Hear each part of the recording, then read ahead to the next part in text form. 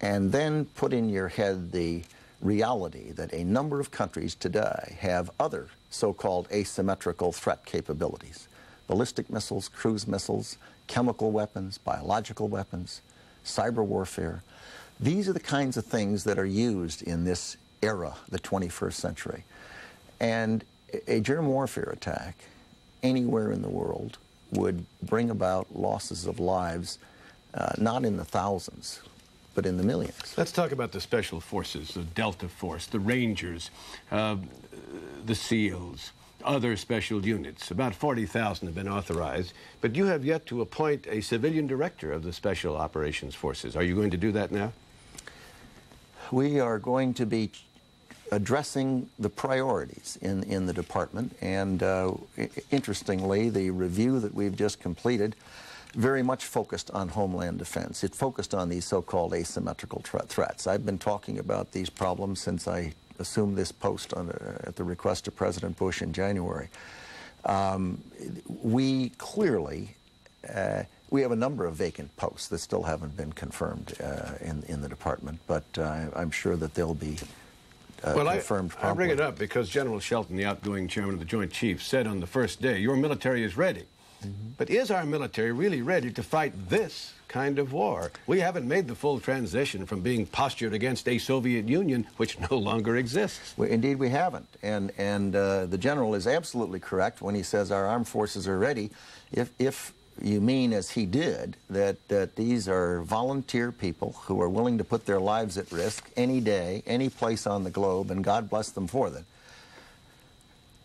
In terms of being they have the tools, in terms of being ready and transformed to deal with these asymmetrical threats, the short answer is clearly we are not. Clearly we are still, to some extent, organized and arranged to deal with the kinds of threats that are still there. They're not gone, but not fully arranged to deal with the new set of threats, and that is why we have been focusing on them. How quickly can you ramp up? Apparently there's not a lot of time to waste here. No, there isn't, and it is not something that can be done instantaneously, although there is a good deal we can do. But we will be working with the Congress, and I must say the support we've received from the Congress on these kinds of things has been very encouraging, as well as the country, and I've got a lot of confidence in the American people. Mr. Secretary, a lot of people in Washington in high places have told us recently on background or on the record that they expect more attacks. There could be more attacks. To what extent is the U.S. military today, this very day,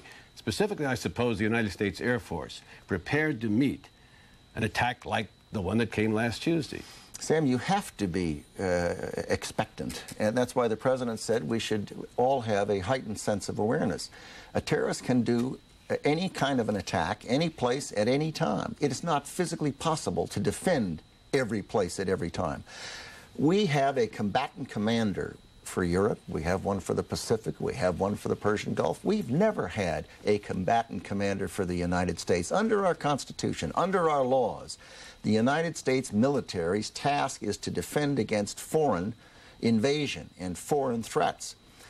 The threat we saw recently was from a person in our country, in one of our airplanes, filled with our citizens. This is a law enforcement job. It is a job for the FBI. It is a job for the police. Well, sir. And just a minute. Yes. And we have a whole set of arrangements and rules that have existed since decades. And what we need to do, and what we are doing, is to review those and ask ourselves how we have to shift our arrangements. Well, now, sir, excuse me for interrupting you, but along with other citizens, I've seen the fighter planes now, high-speed jets, circling Washington, D.C. They're up there for a purpose. They are. And I suppose one of the purposes is that if, God forbid, another airliner is hijacked as we're talking, they're going to take action. Am I right? They are up selectively in the United States. They have been since this event. We have not had fighter aircraft protecting the United States for ages. Sure we do. We have it in very selected places across the United States. We had much broader several days ago. We have in 26 bases across the country. We have pilots in fighter aircraft on today on strip alert, available to take off in 10 to 15 minutes. Because but, am I correct, Sam, what Tuesday? Does that do if it's a subway? What does that do if it's a port? What does that do if it's a ship? What does that do if it's a truck bomb? A terrorist can use any of those techniques. Your point is well taken, sir. I understand that. That couldn't do anything. But if they try the same MO again and get on an airplane despite the increased security at the airports, do you now have standing orders, well thought out, that can be implemented quickly to prevent a civilian airliner again, with all the humanity aboard, from striking the White House or the Capitol or the Pentagon once more? We have, in the certain parts of the country, including Washington, we have aircraft in the air. In other parts of the country, we have them ready to take off. The set of decisions that would have to be made as to whether or not a plane was threatening a high-value target in the United States are complicated, but the short answer is yes, we have people who are prepared to do what might be necessary. On Tuesday, I'm told the FAA notified someone in the Pentagon that there was a rogue plane apparently headed toward Washington, but you didn't know it, am I correct, until it hit? Well, I was in the Pentagon and felt the shock of the attack. And what do you think it was? A bomb. I had no idea. I looked out the window and raced down the corridors till the smoke was too bad, and then went outside and saw the devastation and talked to an eyewitness who told me that he had seen an aircraft plow into the Pentagon between the first and second floor. Could you believe it? No. It's just, it was a sight just amazing. But today, if the FAA called, you'd know it. Well, yes, but think about it, Sam. If the call came now, I mean, let's take that plane. That plane took off from Dulles, I'm told, went west, circled all around Washington. No one knew. No, they knew it was off a flight path. They had no idea where it was going. Two senators from Pennsylvania say they think the target was the Capitol building. Do you know? How do you know what's in the minds? There was the plane that crashed, and I would suspect that one of them was heading for the Pentagon, and one may have been heading for the White House or the Capitol. Clearly, they all had an assignment, and this one found it and came in and hit the Pentagon. Knowing it's filled with Americans, American Airlines, right on the side of it, filled with our fellow citizens, and without airplanes on alert. I mean, you don't have airplanes in the air day in and day out. You couldn't afford to do that. Well, you didn't, but do you? You just told us selected places in this country. You do today. We do, and we have some on strip alert. But who knows where the next terrorist attack will occur? But one has to assume that it may be different than that one. Secretary, thank you very much for being with us. Let's all hope that it won't happen, but I think you've made the point. Everyone needs to be on their guard. Indeed. Thank you. Secretary of Defense Donald Rumsfeld. Koki? Well, now for some more analysis, we turn to ABC's John McWethy at the Pentagon. The Secretary, of course, did not give us details about what the military is planning, but he threw out the possibility of the use of ground troops. What are you hearing? Koki, I am hearing that they are prepared to pull out all the stops. You heard the Secretary doing a number of important things. He's communicating to the American public, he's communicating to the news media that this is going to be a different kind of fight. The nation must prepare themselves for a different reality. One of those realities is probably going to be casualties among American forces. The American public has had in the past few years little tolerance for casualties. He is saying we're going to have to probably put some kinds of troops on the ground in other countries to go after people who are believed to be responsible for these attacks, and the American people must understand that there are risks in that kind of operation. In the past, the United States has not been willing to risk those casualties, and that is the reason that we have not sent troops in to Afghanistan, for example, when it was believed that Osama bin Laden was responsible for other terrorist attacks. He's talking about 50 to 60 other countries in which the U.S. believes there are terrorist cells, including the United States, I might add.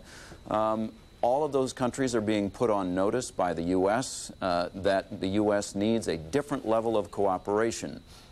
There is going to be an us versus them kind of situation for the United States. A lot of this is going to be law enforcement and diplomacy, but there is definitely going to be military action. There are going to be bombs dropping, and there are probably going to be troops on the ground, Koki. Thanks very much, John McWethy at the Pentagon. Sam? Well, joining us now, as always, George Will. Hello, George. Sam? The President and others, of course, are trying to think through what to do now in the aftermath of the attacks. Do you think those who organized those attacks last Tuesday had considered the consequences? That's the question, Sam. Did they ask themselves the question, but then what? It was Admiral Yamamoto's question. He was the architect, of course, of the most successful surprise attack in military history, the attack on Pearl Harbor. The architect of what he really knew at the time would be a disastrous success.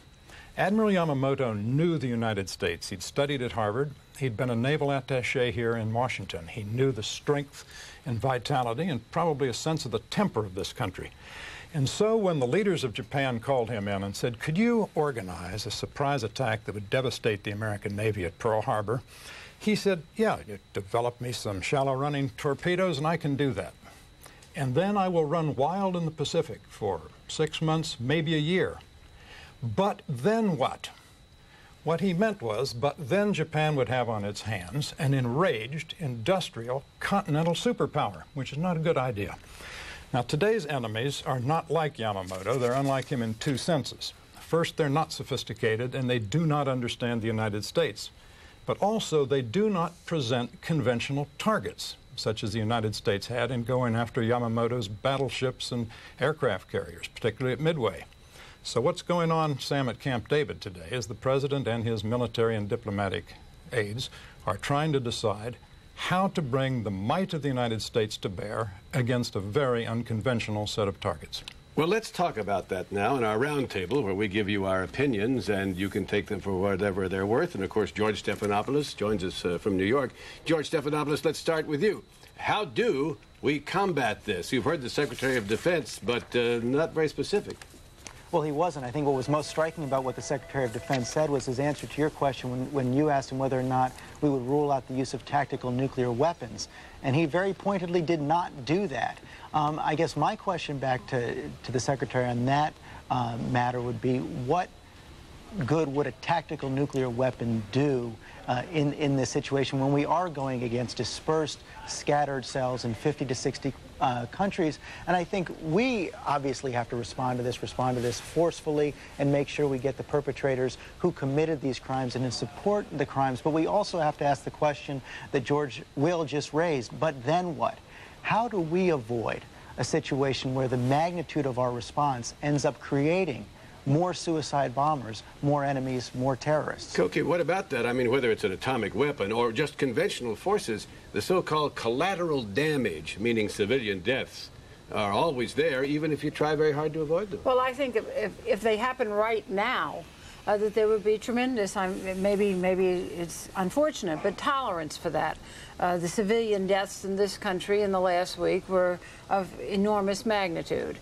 So that I think that the idea that if the American people right now, we know from the polling and from all the outpouring of the last week, are very united behind the idea of going in and trying to do something to get the bad guys. The problem is, what is it we do? Where are they? I mean, as George said, there's not a fleet to bomb. Are we going to, if we put in ground troops, fine. Are we going to put them in 50 or 60 countries? I think not. So finding we don't have the enough now. But finding the right response is going to be an extremely difficult thing for the President and his team to do, and making that response commensurate with the horror that happened in this country this week. What is a measured response here? We're not after a measured response. We're after an effective response. Look, the President said, first of all, he said, we must be patient. Now, that tells me that he's saying we're not going to do something simply to be cathartic. We're not going to have something like the Doolittle raid over Tokyo that made people feel good in April 1942. The first thing is to do no harm. Don't make matters worse. We have been making matters worse for years. Treating Arafat, the most frequent foreign visitor to the White House in the last 8 years, was a terrorist. A Secretary of State of the United States, Mr. Christopher, in 4 years visited Syria, a terrorist state, sponsor of terrorism, 24 times. That's once every 2 months. we're sending all the wrong signals about being risk-averse. The reason Mr. Rumsfeld was here trying to sensitize Americans to what's coming is we fought a war in Kosovo at